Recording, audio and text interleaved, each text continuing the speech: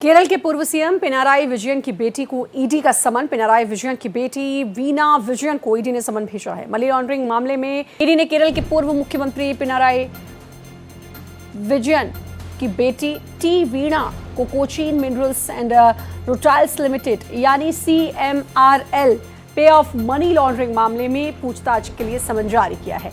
उन्हें 12 जून 2026 को जांच एजेंसी के सामने पेश होने के लिए कहा गया है।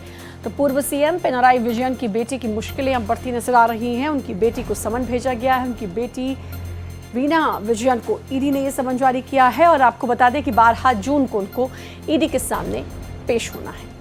तो केरल के पूर्व सीएम यानी पिनाराई विजयन, जिनकी बेटी वीना विजयन को ईडी ने समन जारी किया है और 12 जून को ईडी के सामने पेश होना है वीना को।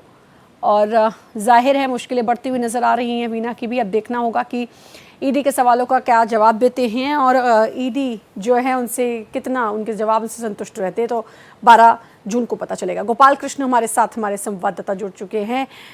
गोपाल, पूर्व सीएम यानी कि पिनाराई विजयन की बेटी को अब ईडी ने समन जारी किया है।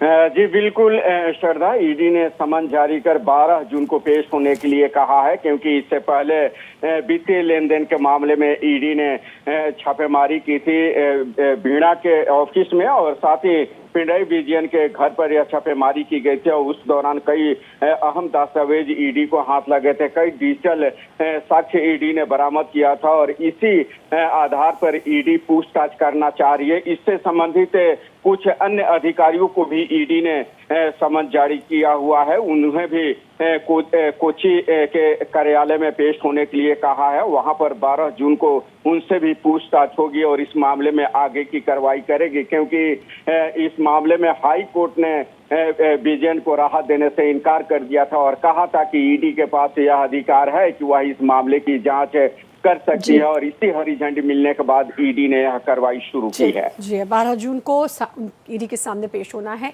बहुत बहुत शुक्रिया आपका तमाम जानकारी देने के लिए गोपाल।